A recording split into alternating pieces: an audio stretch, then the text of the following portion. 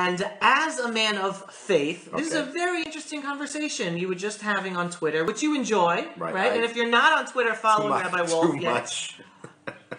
so that definitely, It's definitely hitting into my writing. It's not. That part's not good. Oh, but don't stop for those of us who enjoy. Okay, let's say that. But no, wonderful interactions you have there. And yesterday you had one dealing with this topic about Well, what's going on is that it's actually again everything comes down to politics. We're in the last stretch before the second attempt to make a government, and one of the conditions of the Blue and White Party is that the religious parties and the ultra-Orthodox Haredi parties not be included in the coalition. And one of the things that has come up in that connection is a desire to ram through, with the help of the Muslim parties. There are a few Christians in there, but basically Muslim. The Arab parties to ram through legislation, which will significantly change the religious status quo and on many issues. Now, the truth of the matter is, on a number of these issues, I am very sympathetic, if not supportive, of the position of Blue and White, because I think that the Haredi and the religious Zionist parties are far too rigid on a lot of issues. We've spoken about this here. We talked about conversion and a bunch of other things. So on that, I'm not that concerned per se. However, many of the at least louder voices in among those who are supporting this alternative coalition and who are pushing for reform, for changes in the religious status quo, don't want to stop there. What they really want is to deracinate the Jewish identity of the country. They want to devoid the Jewish public sphere of any uniquely Jewish content. They want to take Jewish education out of the non-Orthodox schools. They want unrestricted, what's the word I'm looking for? Civil marriage, which is another issue. It's not for now right now, right? Which really, in order to be effective, needs to be nuanced and needs to be developed in very careful consultation with Orthodox authorities, because that can actually lead to a terminal split in the Jewish body politic here in Israel, and I think is actually as much a security issue as our enemies with guns. All kinds of, and that has to do with conversion and so on. So in the past day, as these things have been heated up, and because of for my sins, which are many, I'm spending too much time on Twitter, I found myself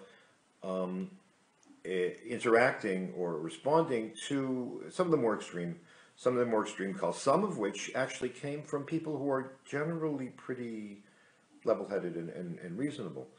And some of them really exposed to me the chasm which exists between people of faith and people who are not people of faith. Now, people of faith, not people of faith, not is really an issue of the degree of practical religiosity.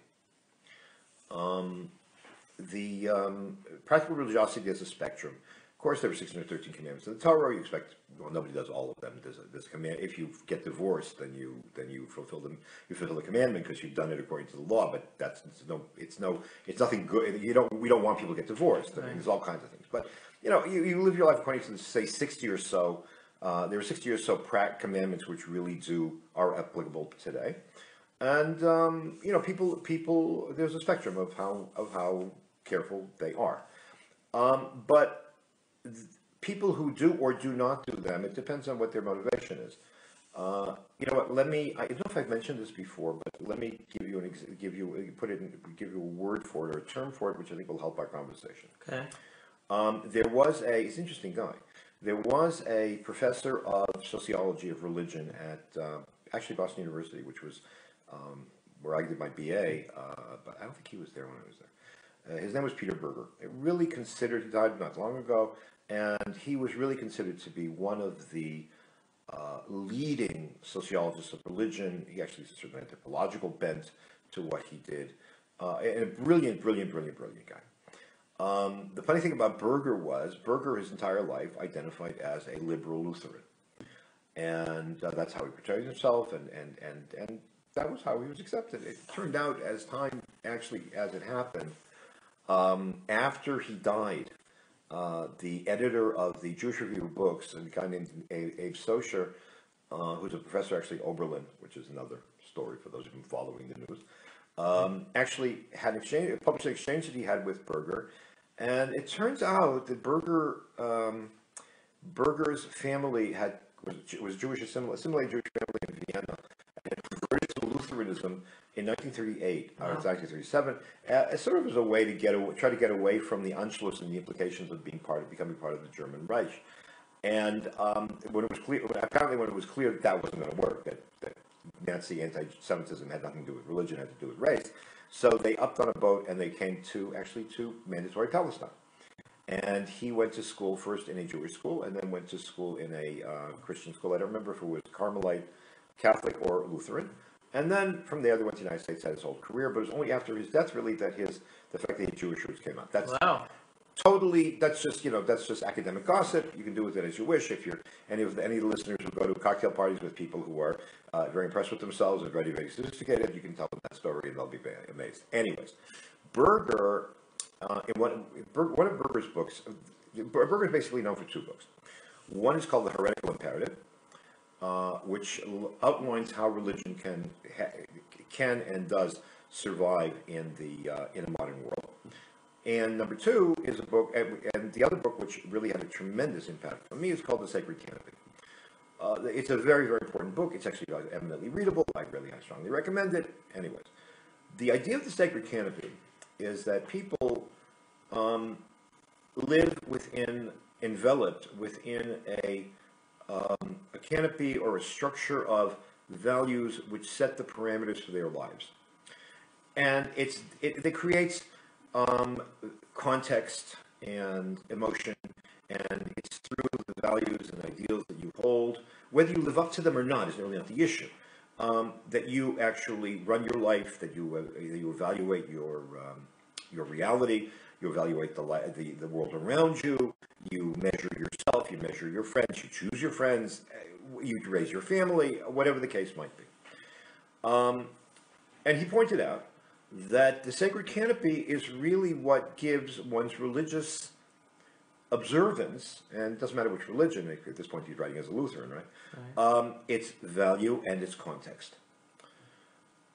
And different people have different ones, and the truth of the matter, and you might be able to call it spirituality, but that doesn't really give you the whole sense of that. Spirituality is something which we decided coming from the inside. This is something that envelops you. It's a context within which you live. So why is that relevant? Because I mentioned that there were many people who observe different degrees of commandments, but many of the people who are more traditional, even if they're not in the Jewish context Orthodox, do so within the context of the Sacred Canopy. So therefore, a person who is less observant, even minimally observant, on a certain specific level, can understand, appreciate, maybe even admire a person who is more careful in his observance, because what they share is they both live within the same tent. Similarly, a person who the late Rabbi Ovadia Yosef was the Sephardi chief rabbi of Israel for a while, and really considered one of the great authorities of our time. Put this very well in a number of his some of his writings. Similarly, a person who is more religious in this technical sense can appreciate the person who is less religious because they have this common language. And people go on a spectrum. You go this way, you go that way.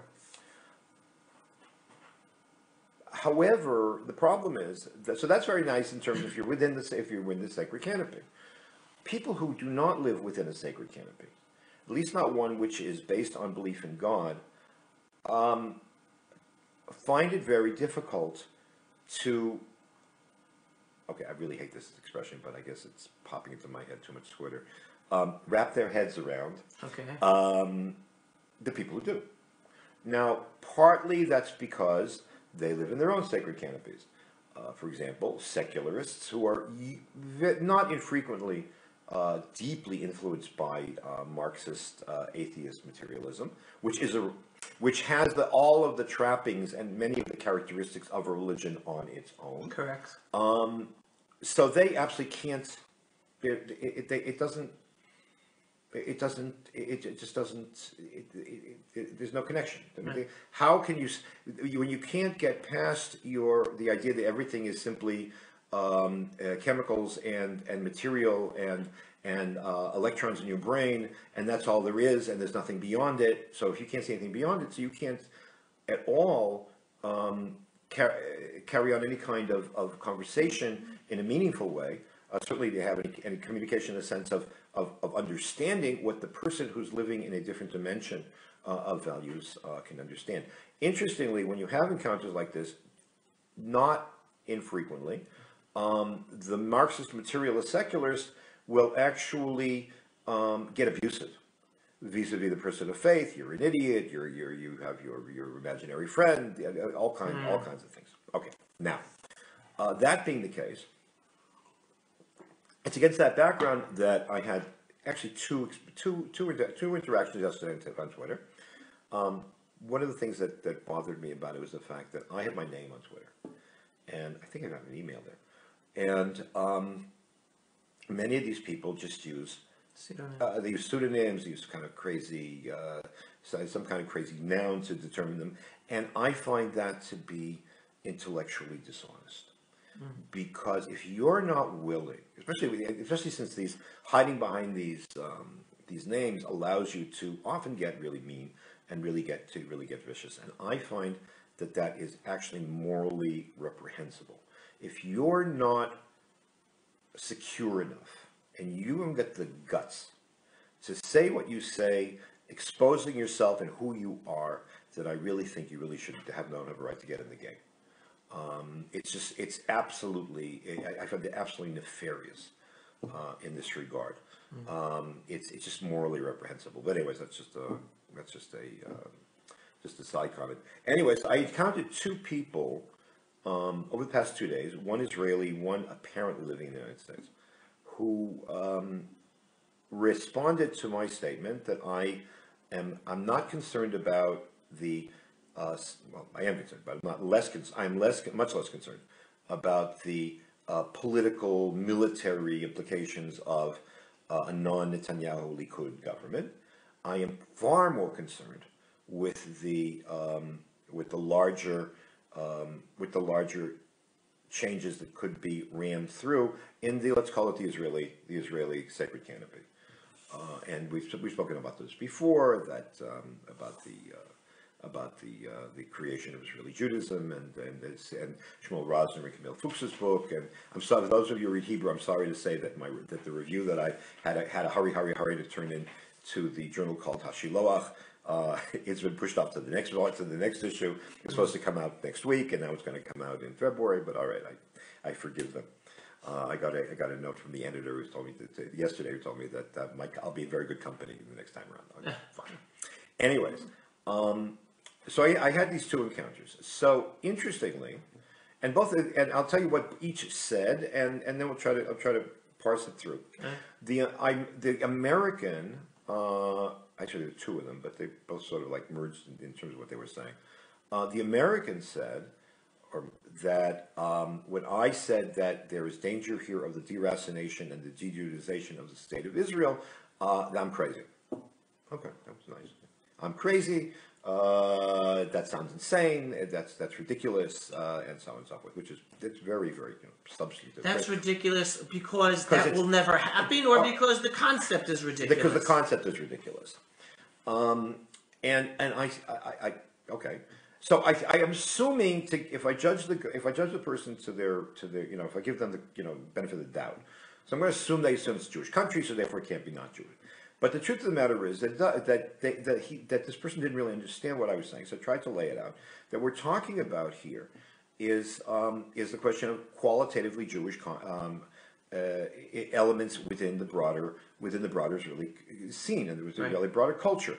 which also speaks directly to the question of the fact that that Judaism and Jewish identity has been, always has been, and any alternative has never worked, has always been a merging of at least in theory of religious and ethnic ethno-national identity. The two are just intertwined. You can't separate them. Right. That doesn't mean everybody's religious. It doesn't mean that a person's not religious isn't Jewish. All that's not. But the context, you want to call it the sacred canopy, that's what it is, and that's the way it's always been from day one. And as I said, and I've said it before here, any attempt to try to change that has just failed. Right. It lasts a generation maybe, but it has no long-term, is another contemporary word, sustainability. Right. All right. So over the course of a few hours, so we had this exchange, and this person basically said, it's not true. First of all, they didn't understand that what I was saying had nothing to do with the individual's choice whether they're Jewish or not. All right, number one. Number two, that this person's attitude, it seems to be, again, I don't know who it is because they're hiding behind some kind of tag.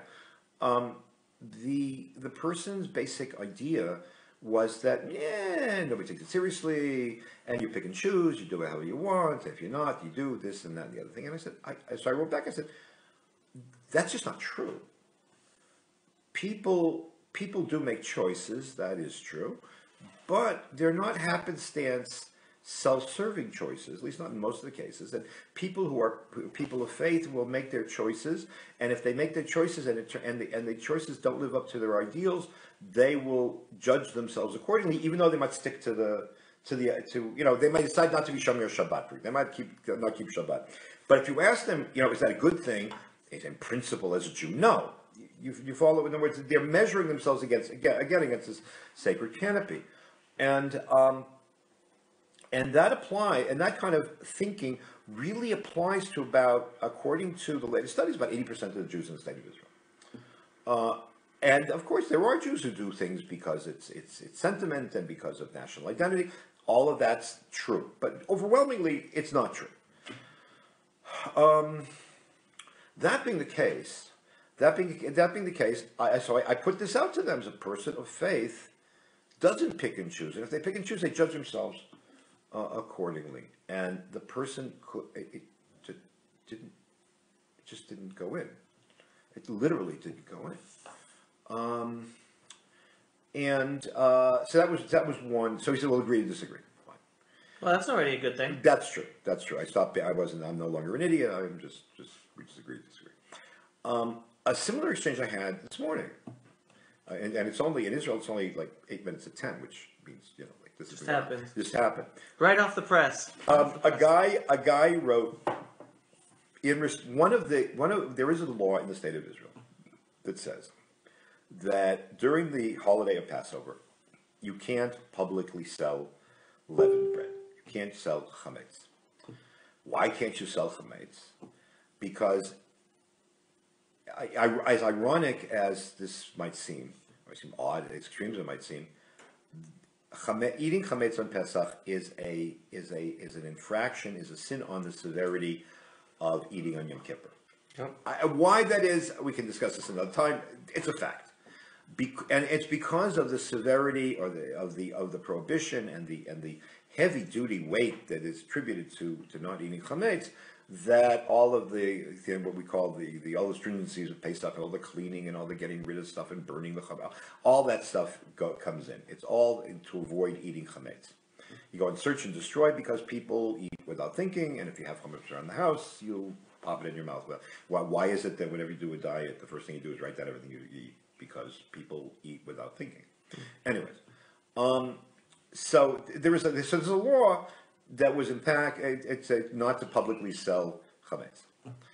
The result was that there was a population, and how big it is, I'm sure it's not small,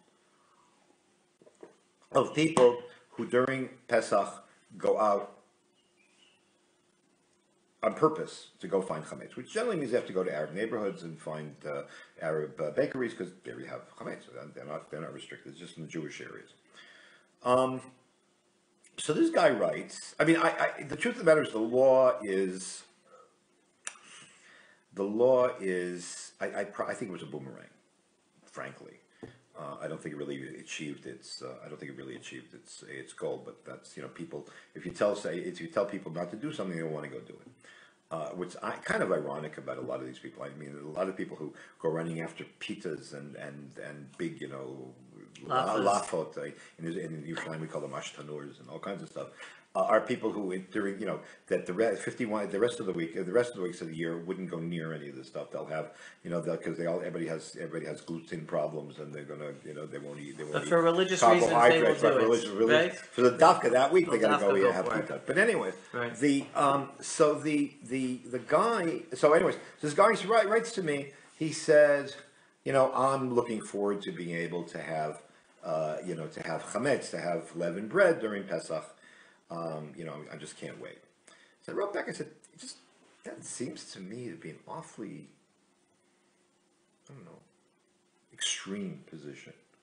I mean, you organize your whole life around having bread 1 week a year. It seems to me to be just, that's it. So he wrote back and he said, well, you're obsessed with the kosher food. You have to go running around like a crazy person and find kosher food 3 times a day, and that's like a clinical obsession. So, so first of all, in Israel, it's not a clinical obsession. It's very easy, and in fact, the United States is much easier than it ever was. Europe's another story, but I wrote back and said, it's really not an obsession. It's an expression of the fact that I, in my own small way, try to live my life in accordance with the dictates of God. And eating kosher is part of that, but it's not because kosher is my issue. It's because it's a package, and in order to be able to live a life, as much of a godly life as I can, with all the sins that I've committed, I have plenty to do on Yom Kippur every year, and afterwards. It's no big deal to be, a saint on Yom Kippur. It's the day after. It's a challenge. And this is just one expression of it. But it's not a matter of I'm obsessed with this. I'm obsessed with this. The lowest common denominator, the uniting issue is, or the uniting factor is my desire to live, to live a life that in accordance with God's demands. And there's a payoff because this is what. Because this is for me and my relationship and my soul's relationship with God, my family, and the truth of the matter is that these are the things which have guaranteed Jewish survival throughout the centuries, and that's not a religious dogma; that's a historical fact. Right. And at the end of the day, even like Sabbath observance. I mean, what was it? I forget. I think it was Peretz, who's Yulamed Peretz, the author, who famously said, "More than Israel has kept the Sabbath has preserved Israel." In England, in Hebrew, it's easier because it uses the same verb with 2 nuances on the verb. So there's one organizing principle with man and manifestations, and it's not an obsession. This is what I do. It's at this point second nature, and it's an organizing principle, and the guy, he just can't get it. He doesn't get it. The idea that that your life would be organized around a central principle was really it just didn't compute. And I think that's a very very serious issue because we're in a world where the divide between people of faith and people who are not of faith is getting ever greater. In America, for example, we have the nuns, for whom religion is of absolutely no, and God is of absolutely no function, and you have people who are profound religiosity, and the inability of the sides to understand. So I find it hard to understand people who can live their lives without God. But having, since I live in a secular world, at least I can approximate and understand. I mean, I can see how it works. My experience is that those who on the other side, it's either hostility that prevents them from appreciating another type of lifestyle. And it's not a lifestyle. It's beyond. Lifestyle is I don't know. Lifestyle is playing tennis in the morning. Of a commitment which transcends your own needs and desires, and maybe sometimes actually is not comfortable and is demanding and goes against your interests, is absolutely it just can't be communicated and can't be appreciated in the sense of I don't want to go there, but I see that somebody else has something, and I think that makes I think that's I think that's very sad. Do you think this is something new, or it's always existed, but it's just getting worse and worse as time goes on, as the Western society becomes more and more anti-religious and more secular? It did not exist in the Western world anywhere until. It really didn't exist as a significant factor in the Western civilization till the late 17th century, and since then it has become increasingly common. It has become increasingly intense. There was a time, for example, in the United States, that even the sort of the attenuated religiosity of the founding fathers of the United States, which is basically deism. Deism is a god. And he created the world, and he threw the switch, and he went to Puerto Rico and retired. Even that, it was still a factor. The development of the nuns and the fact that, I'll put it this way, I am absolutely sure that a self-declared atheist could today become president of the United States. There's no question in my mind. That is something that would have been absolutely impossible. Even 10 years ago, certainly 20 years ago, which means that the side I think means that the sides are being the lines are being drawn, and I think there's a greater chasm of or lack of communication between the sides. The other part of it that I'm trying to I don't feel to be judgmental, but one of the things that really I don't understand either. In the case of Israel, I do understand it, but what I mean is that the interactions between people of faith and people not of faith, I don't understand why they're vicious. I don't understand why they're vicious. So he believes. So what? What does it bother me? Why do I, as a person who doesn't happen to believe and think it's all stupid, why do I have to come out and attack that? Why do I have to criticize that? I don't understand the intensiveness. I don't understand I walk away from some of these encounters in social media really wounded. Not so much because of the statements that are made, but because of the viciousness with which they're stated. Now, in the case of Israel, I do understand part of it, because you could say, I do my thing, you do your thing. At the famous poem that when I was in university, every girl had on her wall. There was a poster from Khalil Gibran's The Prophet, and there was this thing, I do your thing, you do my thing, and if we find ourselves, it's beautiful. If find each other, it's beautiful, something like that. In Israel, it's not like that, because in the need to preserve Jewish nationhood and basic Jewish unity requires some kind of accommodation on issues on the most intimate of issues there are, as to who is a Jew, who can marry whom, and so on. So there, I understand where there's a lot of issues, but confine it to that. This becomes, I mean, I'll give you an example. We just talked about Pesach. So the father of one of the leaders of the Blue-White Party, Yair Lapid, his father's name was Tommy Lapid, ran also on a really viciously wasn't anti-ultra-Orthodox, it was just anti-Jewish platform in the late 90s. I think it was 1999. Yeah. And one of his commercials, one of his election ads, he had a big bag of dog food on the table. And what was the point of the dog food? The point of the dog food was that the dog food had a kosher certification. Oh, and he was laughing, and he said, "Stupid! The whole religion is stupid, and Judaism is stupid, and so on." And I thought that was odd, because dog food doesn't need it. I have a dog. He eats everything. So, I mean, he actually happens to like chicken on Friday night, but we're not supposed to give it to him. As it happened, What he had encountered was the fact that, yeah, once a year there actually is kashrut certification on dog food, because Passover. one of the things we don't do, we so take chametz out of our lives that we don't even feed it to the animals. So when you have to feed the dogs, so there's certification to make sure that there's no chametz in the dog food. Again, this is another issue. Why? I mean, it has what does chametz symbolize, and why do we go to such extremes with it? And another. Maybe we'll get closer to the summer, the spring. We'll talk about it. But it was it was the ridicule. It was the just contempt for what other people were willing. Nobody asked him to do it, but he had to make it look stupid in order to feel good, in order to get his point across. And that's the part I don't understand.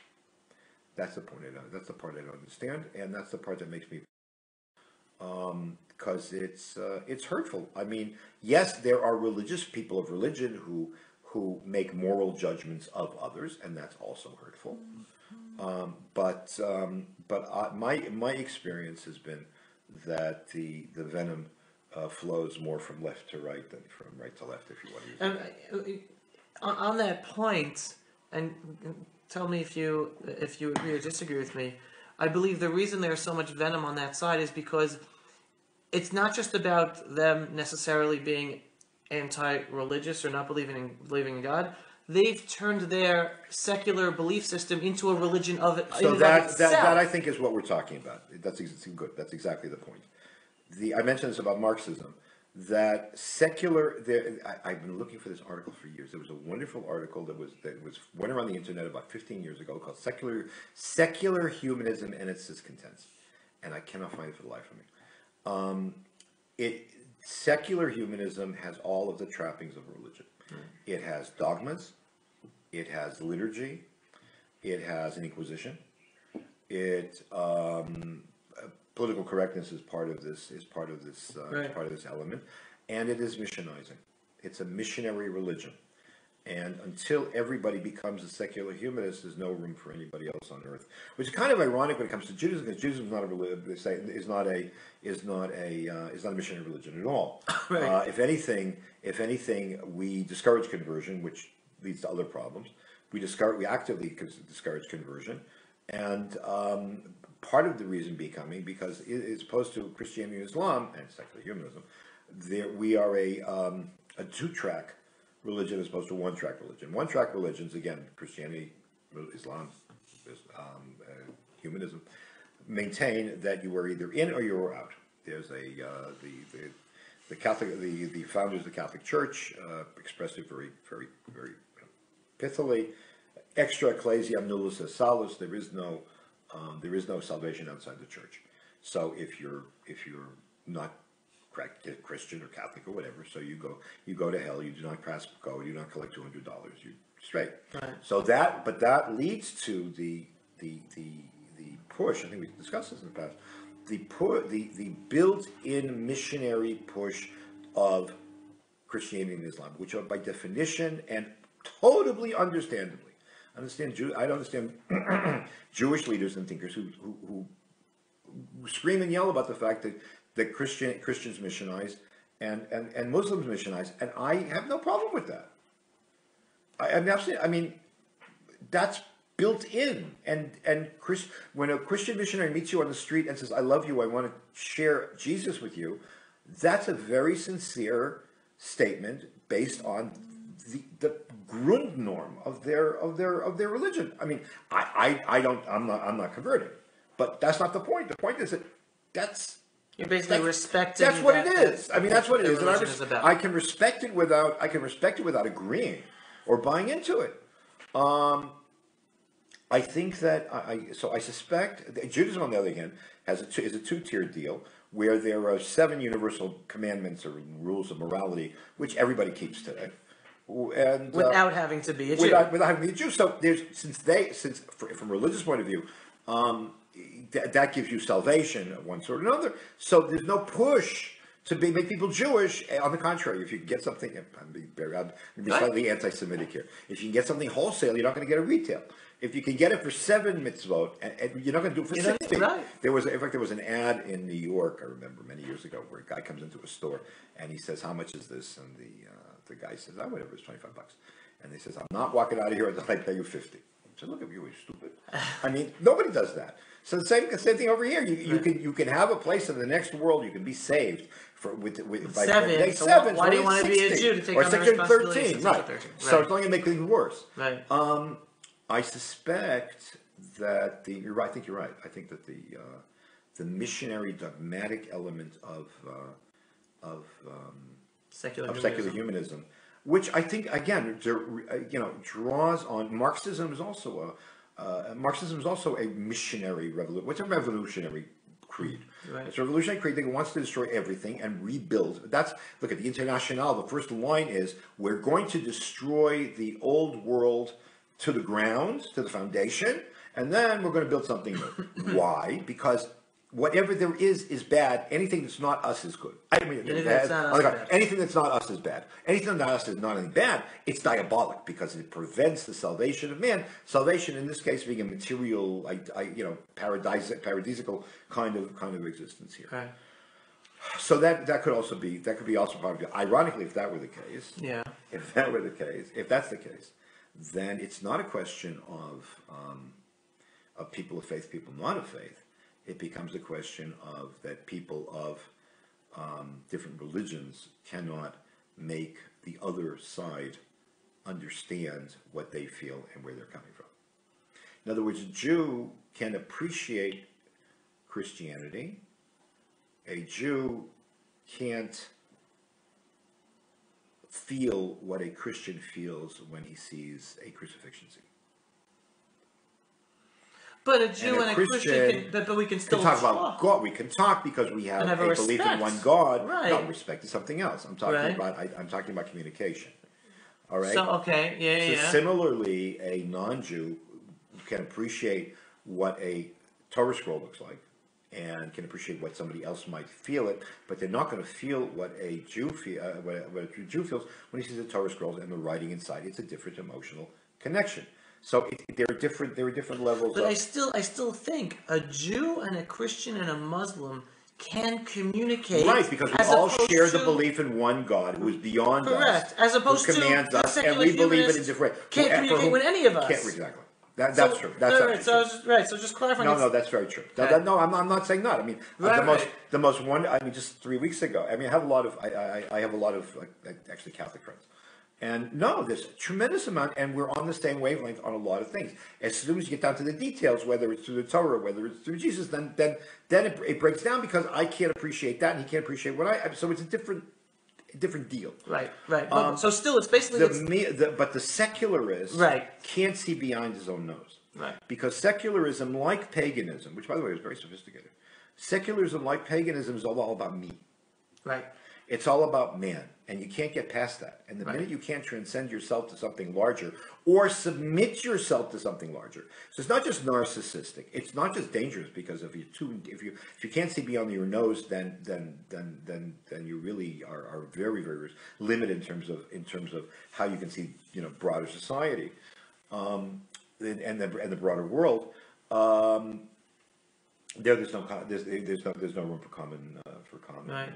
The idea that I would restrict myself in the interests of a larger power, is it's not there. Right. And that's a really major chasm, and that's the chasm I think that came out of these exchanges that I had in Twitter. Because when I wrote what I wrote, I guess you translated a few minutes ago one of the tweets that I sent. I just I sent it out into the ether, and it's just going to stay there because I think unless a person is a person of faith, they can't. I mean, a Catholic friend of mine who's the head of one of the heads of the Acton Institute in Michigan, he would understand what I wrote, but this guy who's a Jew who lives around the corner, I mean, someplace in Israel, absolutely has no concept. And it's interesting because I believe, just going back to the conversation about Judaism, what Judaism is, I think there's a double-edged sword in Judaism. The fact that on the one hand, we're not really a religion, but yet we portray ourselves as a religion or understood by ourselves as a religion. What's the double-edged sword? On the one hand, and I guess this is like what I like to use when talking to my kids or talking to other people to help understand. We're a culture. All these words don't work. That's None the of these problem. words work. I mean, none of the words. No, like, Civilization, okay, culture, so religion, none of these words work. But I try to use I try to use an example of a team, a basketball team, a football team. You have to be a unit. You have a uniform. Right. You have a schedule of training and of learning, and you have a special diet. To continue and be part of this unit without going to the specific words. There is this structure to fit in order to be part of it. That's true, but there's a difference. The difference is there was a very, very upsetting article. It was published in Commentary, I don't remember how many years ago already, maybe 2 years, 3 years, called Social Orthodoxy. It's written by a guy in the Upper East Side of Manhattan who said that he doesn't believe in God, but he leads an Orthodox lifestyle. For the social. No, because he's a jet. Because he's a member of the team. Exactly the image you told me. And the problem with that, there are two problems with that. I mean, I'm glad he does what he does, whatever. I'm sure God counts it for him, probably. Except two things. First of all, it takes a faith-committed team. I mean, the coach is the issue here, right? Or the owner of the team. And turns it into a quaint folk way. That is, A, not transferable. Because without a faith commitment, without cultivating faith commitment in the following generations, it just won't last. And that was exactly the second side of the sword, the double-edged sword. Right. It's because it's the now, religious that doesn't aspect mean that we that survive. doesn't mean that doesn't mean he's not Jewish, and it doesn't mean the person who's not at all observant isn't Jewish, because this unique combination of ethno-national and service of God, let's call it. I don't call it. Identity. It plays itself out in ways that are really very, they're unique and they're frustrating because all the words that have been developed for other contexts. Right. Christianity, in all of its many forms, is a religion. Islam is also a religion. It's a religion with a very heavy Arabic, patina. It's a religion with a clear religio-political agenda, but it's a religion because you don't have to be an Arab to be a Muslim. Right. Arabs sort of get like the first among equals, but and Arab culture really gets a leg up. But it's still a religion, and the president of Indonesia, who is certainly not an Arab, is as much of a Muslim as the guardians of the holy places in Mecca, who are direct descendants of the Prophet. Judaism is this is this really unique combination of the two, which defies, it just is, and it defies definition. And any attempt to try to recast it and put it into the Procrustean bed of one of these other things just doesn't work. I mean, Judaism became a religion in America because Jews wanted to fit in and because they wanted to be good Americans with good reason. But, so they sort of downplayed. Either they wanted to get rid of the national element, or they downplayed the national element. They sort of like soft pedaled it because What do you mean Judaism became Judaism in America? Judaism became a religion in America. And it was Protestant, Catholic, Jew, whatever you want. The element of Jewish ethnic national identity, and that's why Jews are always, and with good reason, they're always concerned with the dual loyalty thing, because there is this thing. There is this tribal identity, which increasingly is weakening in the United States, and increasingly the younger generations are saying we can't do this anymore. Right. We're a religion, and we're looking at spirituality, and we're universal, which is a principled position. It's not traditionally Jewish. But it was but the attempt to make Judaism religion is pigeonholing it. The ultra orthodox actually did that. Right. One of the more interesting examples of contemporary expressions of that, specifically among the ultra orthodox, there's an ultra orthodox rabbi whose name I cannot remember at the moment, who has a bunch of an internet site, and he says, we are a religion. We don't need a language, and we don't need a country, and we only have the Torah. We don't need any of this, and Zionism is wrong, and we're not a people, and on, which is a total distortion. Total distortion. We don't have a language. What language are all these books I have in the house written, and that were written hundreds of years because but that doesn't work either. Because you see, at least in Israel, the ultra orthodox or the Haredi community is increasingly more national. Mm-hmm. I mean, maybe not more national. In other words, what's happening is that you go to an extreme and you end up moving back the other way. Similarly, Zionism tried to make us only a people, right, without the religious, and that failed too. Right. Now, I'm not saying everybody's Orthodox, but you can't. These two elements are not separable, and it might not. What the bon ton is in contemporary cultural discourse, and people not like it, and it's not universalist, and it's not culturally what's the word relativist. You know, I'm okay, you're okay, whatever, because we actually live in the absolute truth.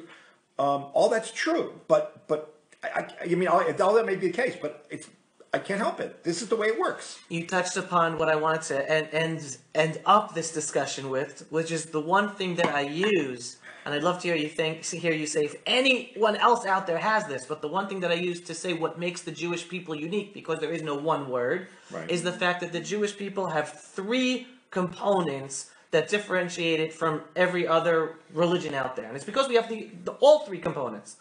We have the religious aspect, we have a one language that unites us all and our culture and our heritage, and we have a homeland.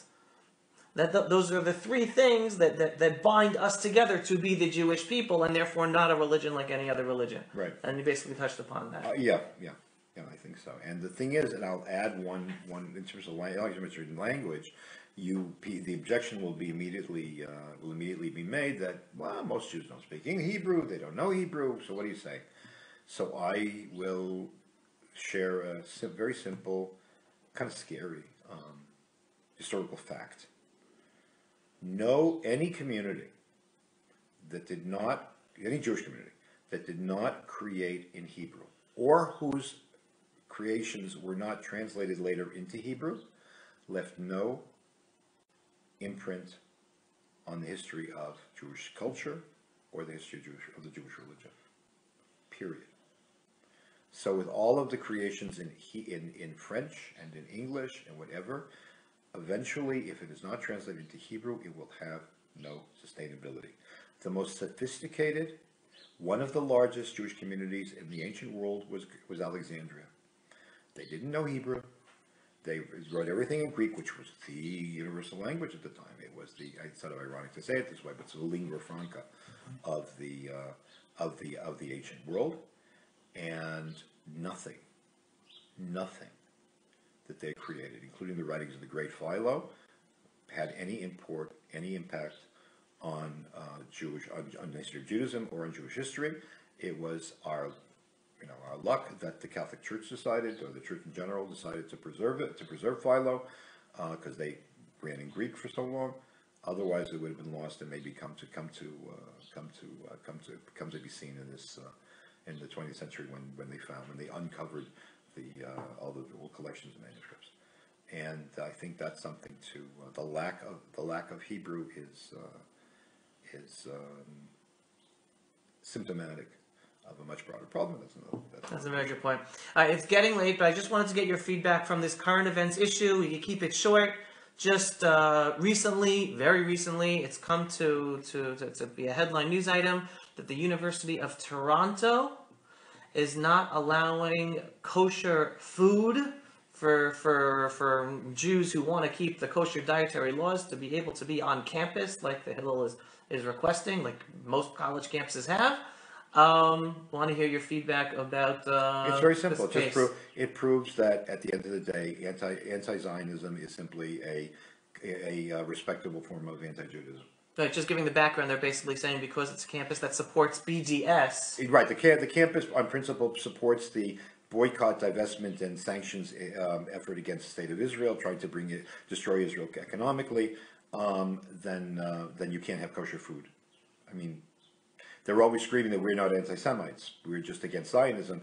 But kosher food has nothing to do with kosher food has absolutely nothing to do with Zionism. The anti-Zionist Hasidim, the Satmar, they eat kosher food too. So and the last thing you could accuse them of being is Zionist. On the contrary, their more extreme elements go and they hang out with the Iranians. No, this is a respectable way to hate Jews, and there we go. BDS is sad. not about anti-Israel; it's about anti-Semitism. On the other hand, I tell my students this. There are my friends of mine are absolutely in paroxysms of fear and all kinds of stuff. Look at all the Jew hatred. I'm a historian. That's the normal. I mean, we've been living in a post-Holocaust bubble, and I mean, normal. This is what we have to get our land flags back. It's a reality. I think the most important Jew hatred is a reality. This is this is not normal. This is the normal. The normal is that Jews are hated. It goes all the way back to Haman. It's the 5th century BC.